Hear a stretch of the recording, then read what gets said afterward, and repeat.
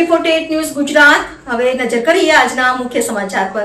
અંકલેશ્વર નગરપાલિકા દ્વારા 3 રસ્તા મુખ્ય માર્ગની બાજુમાં આવેલ શાક માર્કેટમાં દબાણ હટાવવાની કામગીરીની સાથે છૂટક શાકભાજી વિક્રેતા મહિલાઓને હટાવતા મહિલાઓએ મુખ્ય માર્ગ ઉપર બેસી ચક્કાજામ કરતા ટ્રાફિક જામની સમસ્યા સર્જાઈ હતી।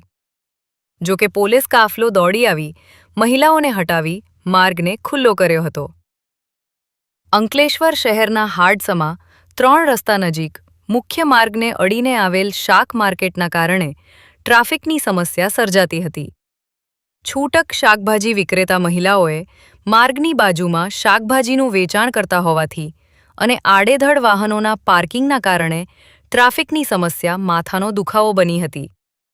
ત્યારે નગરપાલિકા દ્વારા માર્કેટ પાસેનું દબાણ દૂર કરી છૂટક શાકભાજી વિક્રેતા મહિલાને હટાવી ને તેઓ માટે માર્કેટની બાજુમાં જગ્યાની ફાળવણી કરી હતી। આજરોજ આ કામગીરી હાથ ધરતા મહિલા શાકભાજી વિક્રેતાઓએ પાલિકાના સત્તાધીશો સમક્ષ ઉગ્ર રજૂઆત કરી મુખ્ય માર્ગ ઉપર બેસી ચક્કાજામ કર્યો હતો। મુખ્ય માર્ગની બંને તરફ બેસી જતા ટ્રાફિક જામની સમસ્યા સર્જાઈ હતી, જેની જાણ થતાં એ ડિવિઝન પોલીસનો કાફલો દોડી આવ્યો હતો અને મહિલાઓને હટાવી માર્ગને ખુલ્લો કરી ટ્રાફિકને કાર્યરત કર્યો હતો।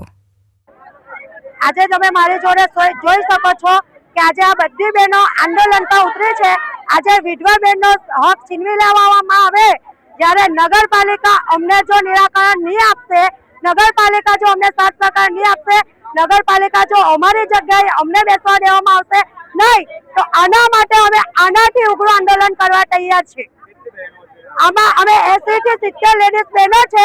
જ્યારે આ બધી ગરીબ વિધવા બહેનોને જો સાથ સહકાર ભાજપની સરકારના રાજમાં નહીં મળે તો હવે આ નિર્ણય આજે અમારો ફાઇનલ, આજે હપ્તાખોરી બી અહીંયા વસૂલવામાં આવે છે એ બી બધું બંધ કરવામાં આવે ને આજે અમને અહીંયાથી ન્યાય મળવો જ જોઈએ। ચોક્કસપણે અમને ન્યાય મળવો જોઈએ કે આજે અમે જ્યાં વર્ષોથી ધંધો કરતા આવ્યા છે ત્યાં અમને જગ્યા આપવામાં આવે। જો અમને અહીંયા જગ્યા આપવામાં નહીં આવશે તો અમે આનાથી ઉગ્ર આંદોલન કરવા તૈયાર છીએ। અમે કલેક્ટર ઓફિસની રજૂઆત કરી છે, મામલેદાર સાહેબને બી અપીલ કરી છે, હજુ અમારું કોઈ નિરાકરણ આવ્યું છે નથી।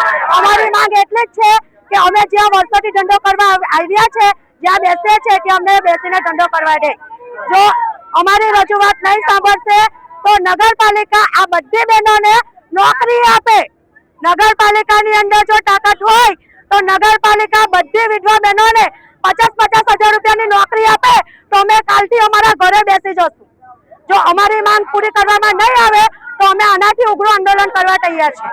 Dharmesh Rana, AB48 news Gujarat, Ankleshwar.